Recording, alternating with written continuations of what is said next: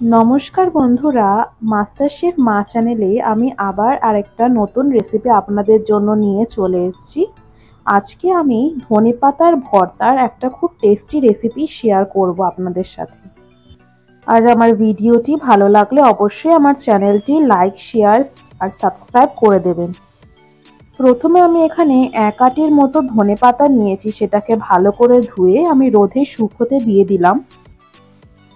ভালো করে শুকিয়ে নেওয়ার পর আমি এবার ধনেপাতাকে কেটে নিচ্ছি।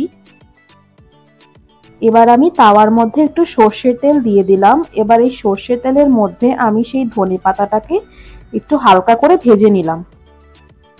এবার ধনেপাতাগুলোকে ভেজে নিয়ে আমি এক সাইড করে রেখে দিচ্ছি।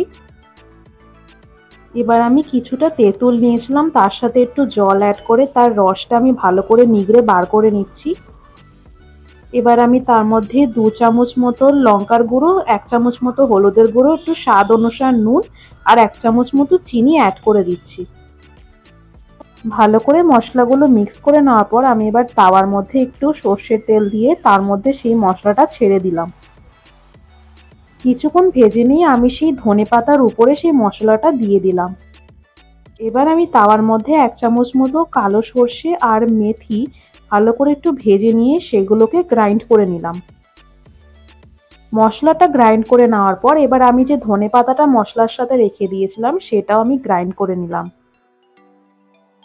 এবার আমি তাওয়ার মধ্যে কিছুটা সর্ষের তেল অ্যাড করে নিলাম, তার মধ্যে যে এক্ষুনি ধনেপাতাটা আমি গ্রাইন্ড করলাম সেইটাকে আমি ওর মধ্যে দিয়ে ভেজে নিলাম ভালো করে।